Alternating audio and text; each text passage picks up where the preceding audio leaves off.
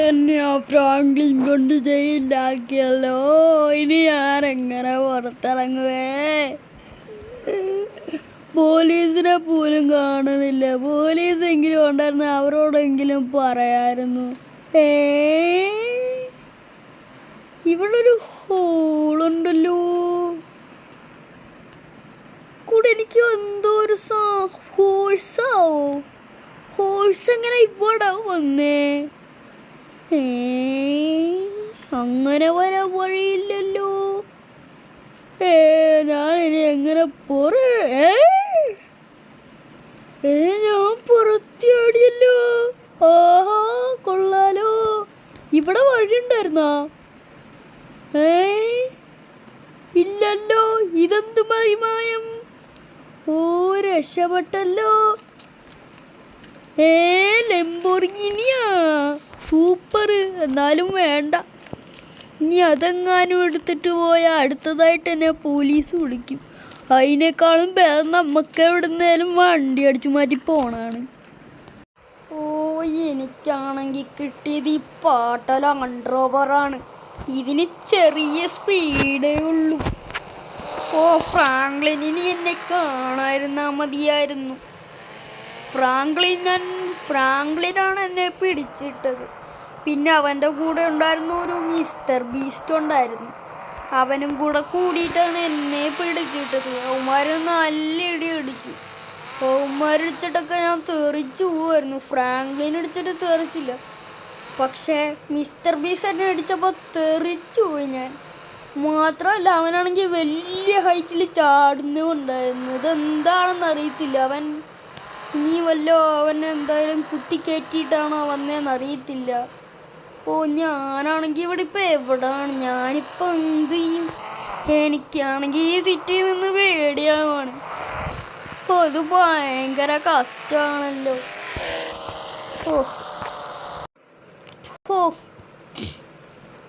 ഞാനിനി എന്നാ ചെയ്യുവോ എന്തോ. നമുക്ക് ഈ സിറ്റി മുഴുവൻ നോക്കാം. ഇതൊക്കെ നല്ല കിടില സ്ഥലം. അവിടെ ഒരു വീടല്ലേ എനിക്കിന്നേ. അതിനകത്ത് ആരും ഇല്ലല്ലോ. ഒരു കാര്യം ചെയ്യാം, അതിനകത്ത് പോയി താമസിക്കാം. ഓക്കെ ഗൈസ്, അപ്പോൾ നമ്മൾ അവനോട് ചോദിച്ചിരുന്നു. അപ്പോൾ അവൻ പറഞ്ഞേ സോംബിയുടെ ഇപ്പോൾ എക്സാക്റ്റ് ലൊക്കേഷൻ കണ്ടുപിടിക്കാൻ പറ്റിയിട്ടില്ല. അവിടെ ഒരു പഴഞ്ഞൊരു പുതിയ വീട് വന്നിട്ടുണ്ടായിരുന്നു, ഒരു VIP-യുടെ. പക്ഷെ ആ VIP ഇവിടുന്ന് പോയിരുന്നു. അവൻ്റെ എന്തോ വന്നെന്നൊക്കെ പറഞ്ഞു. അപ്പോൾ അവിടെയാണ് അവൻ്റെ ലൊക്കേഷൻ കാണിക്കുന്നത്. അവിടെ അവനുണ്ടോ, സോംബി ഉണ്ടോ എന്ന് അറിയത്തില്ല. പക്ഷേ അവൻ എന്നോട് പറഞ്ഞത് സോംബിയാണോ, സോംബി ഇച്ചിരി പെശകാണ്. പക്ഷെ നമ്മളാണ് അവനെ കൊണ്ട് പിടിച്ചിട്ടത്, അതായത് ഞാനും പിന്നെ ഫ്രാങ്ക്ലിനും കൂടെ. അപ്പം അവൻ എന്നോട് പറയുന്നുണ്ട്, ഇടിക്കട്ടേടാ, ഞാനിടിച്ച് തെറിച്ചു പോവാന്നൊക്കെ പറയുന്നുണ്ടായിരുന്നു. അവനാണെങ്കിൽ പേടിച്ചിട്ട് ഇപ്പം എവിടെയാണെന്ന് അറിയത്തില്ല. ഞാനാണെങ്കിൽ ഇവനെ കുറേ തപ്പി, പക്ഷെ ഇവനെ കാണുന്ന പോലും ഇല്ല. അപ്പോൾ നമുക്കാണെങ്കിൽ ഇനി സോംബീനെ തപ്പി പോകണം. ആ വീട്ടിലോട്ട് കയറരുതെന്നാണ് പറഞ്ഞേക്കുന്നത്. കാരണം അവൻ്റെ കുറേ ഗ്യാസ് സിലിണ്ടറൊക്കെ എടുത്തുകൊണ്ടാണ് അവൻ പോയതെന്നാണ് പറഞ്ഞത്.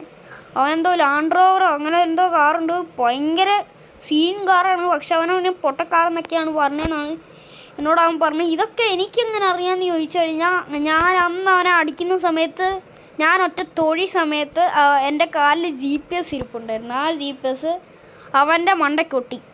അങ്ങനെയാണ് എനിക്ക് മനസ്സിലായത്. അവൻ്റെ ക്യാമറ വെച്ചിട്ട് എനിക്കിപ്പോൾ അവനെ കാണാൻ പറ്റും. എൻ്റെ വണ്ടിയുടെ ഒരു മോഡ് ഓൺ ആക്കേണ്ടി വരും. ഓക്കെ, ഈ മോഡ് എന്താണെന്ന് വെച്ചാൽ, ഈ വണ്ടി ഇപ്പോൾ ഇലക്ട്രിക്കായിട്ട് മാറി. ഇനി ഈ വണ്ടിക്ക് സൗണ്ട് ഉണ്ടാകത്തില്ല. നൈസായിട്ട് കയറാം. ഇവൻ എവിടെയാണോ എന്തോ. ശരിക്കും ഇത് എൻ്റെ വീടാണ്. അതായത് ആ VIP പോയ സമയത്ത് എനിക്ക് ഈ വീട് തന്നിട്ടാണ് പോയത്. നമുക്ക് നല്ല റിസ്ക്കുള്ള പണിയാണ്.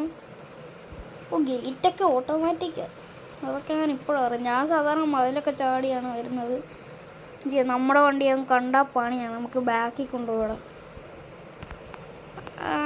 അപ്പോൾ എനിക്ക് നല്ല പേടിയുണ്ട്. അവനെങ്ങാനും നമ്മളെ കാണുമെങ്കിൽ അവൻ നമ്മളെ ഇടിച്ച് തെറിപ്പിക്കും. കാരണം നമ്മളെ ദേഹത്തുള്ള പവർ അവനെങ്ങനെയോ കിട്ടി, അതെങ്ങനെയാണെന്ന് അറിയത്തില്ല. ഗൈസ്, എനിക്ക് ആ പവറൊക്കെ ഉണ്ട്. ഞാൻ ഒന്ന് ഓണാക്കട്ടെ. ഓക്കെ ഗൈസ്, ഞാനാണെങ്കിൽ കൈയിൻ്റെ പവർ മാത്രമേ ഓണാക്കിയിട്ടുള്ളൂ, ചാടുന്ന പവർ ഓണാക്കിയിട്ടില്ല. അപ്പോൾ എനിക്കാണെങ്കിൽ കൈ വെച്ചിട്ട് അടിക്കാൻ നല്ല പേടിയുണ്ട്. അപ്പോൾ എൻ്റെ കയ്യിൽ സ്റ്റിക്കി ബോംബ് ഇരിപ്പുണ്ട്. സ്റ്റിക്കി ബോംബ് വെച്ചിട്ട് നമുക്ക് ഇവിടേക്ക് ഒട്ടിച്ച് പിടിപ്പിക്കാം. കേസ് നമ്മളിവിടെ പിടിപ്പിച്ചിട്ടുണ്ട്. ഇതൊരു തരം സ്റ്റിക്കറാണ്, അതായത് ഇവൻ വരുമ്പോൾ ഇത് വിചാരിക്കും ആരെങ്കിലും ഒട്ടിച്ച് വെച്ചായിരിക്കുന്നത് സ്റ്റിക്കി ബോംബിൻ്റെ പടമായിട്ട്. എന്നല്ല, ഇത് റിയൽ സ്റ്റിക്കി ബോംബാണ്. ഇത് ഒട്ടിച്ച് വെക്കുന്ന സ്റ്റിക്കി ബോംബാണ്. അപ്പോൾ ഇത് കണ്ട് സൈഡിൽ നിന്ന് നോക്കിയാൽ കണ്ട് ഒരു സ്റ്റിക്കർ പോലാണ് ഇരിക്കുന്നത്. ആർക്കും മനസ്സിലാവാനും പോണില്ല. ഗ്ലാസിൻ്റെ ഇവിടെ ഇടുന്നില്ല നമ്മൾ. നമുക്ക് വീടിൻ്റെ ചുറ്റും ഇട്ട് വെക്കാം.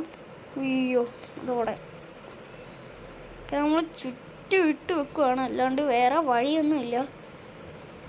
പൈസ നമ്മളാണെങ്കിൽ എന്ത് ചെയ്യുന്ന വെച്ചാൽ ഇവനെ എങ്ങനെയും കൊല്ലണം. ഇവനെ കൊന്നാൽ നമ്മുടെ നാട്ടിലെ ശല്യങ്ങളെല്ലാം തീരും. പൈസ നമ്മൾ പുറം ഭാഗത്ത് മുഴുവൻ ഒട്ടിച്ച് വെച്ചിട്ടുണ്ട്. ഞാൻ അകത്ത് മുഴുവൻ ഇടണം. അവനെ ഞാൻ മുകളിലാണെന്ന് തോന്നുന്നു. അവൻ മുകളിലോട്ടെറിയാം. അയ്യോ, അവൻ അറിയുമായിരുന്നു ആദ്യമായിരുന്നു. മുകളിലോട്ട് കുറേ എറിഞ്ഞിട്ടുണ്ട് ഞാനിപ്പോൾ. നമുക്കിനി അവൻ പൊട്ടിത്തെറിക്കുന്നവരെ വെയിറ്റ് ചെയ്യാം. കേസ് നമ്മുടെ മോളിൽ കാണാൻ പറ്റും. നമ്മൾ പോകുമ്പോൾ ആക്ടിവേറ്റ് ചെയ്യാനുള്ള സ്വിച്ച് നമ്മൾ ഞെക്കാൻ പോവാണ്. ഓക്കെ ഗൈസ്, അവൻ മരിച്ചെന്നാണ് തോന്നുന്നത്. വൈകുന്നേരമായി. ഇതെന്താ? എൻ്റെ അമ്മച്ചി, ഞാൻ ചത്തേ.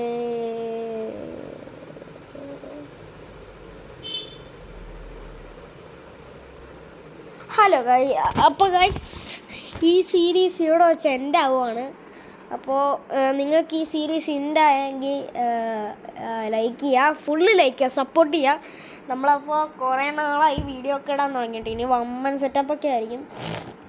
അപ്പോൾ നിങ്ങൾക്കൊക്കെ നമ്മുടെ വീഡിയോസ് എല്ലാം ഇഷ്ടമാണെങ്കിൽ എന്തായാലും ലൈക്ക് ചെയ്യണം. അപ്പോൾ നമുക്ക് ഒരു ഇടയ്ക്ക് വെച്ചൊരു പ്രശ്നം ഉണ്ടായി. അതായത് എനിക്ക് ഇടയ്ക്ക് വെച്ച് ഞാൻ മറ്റേ സോംബി ആയ സമയത്ത് ജയിലിൽ നിന്ന് എങ്ങനെ ഇറങ്ങും ആ ഒരു രീതിയിൽ നിൽക്കുമ്പോൾ ഞാനിങ്ങനെ മറ്റേ കട്ട് ചെയ്തിട്ട് ഇറങ്ങാൻ വേണ്ടി നിൽക്കുമായിരുന്നു. ആ സമയത്ത് അറിയാണ്ട് ഞാൻ എന്തായിരുന്നു പറയുന്നത്, ഞാൻ ആ ഹോഴ്സിനെ വെച്ചത് കൊല്ലാൻ മറന്നുപോയി. പിന്നെ ലംബോർഗിനിയും വെച്ചത് കൊല്ലാൻ മറന്നു, അല്ല അതിനെ പൊട്ടിത്തെറിപ്പിക്കാൻ മറന്നുപോയി. മാത്രമല്ല ഞാനവിടെ ഞാൻ അറിയാണ്ട് ബഗ് അടിച്ചിട്ട് ഞാൻ ആ സ്റ്റെപ്പിൻ്റെ അങ്ങോട്ട് വന്നു.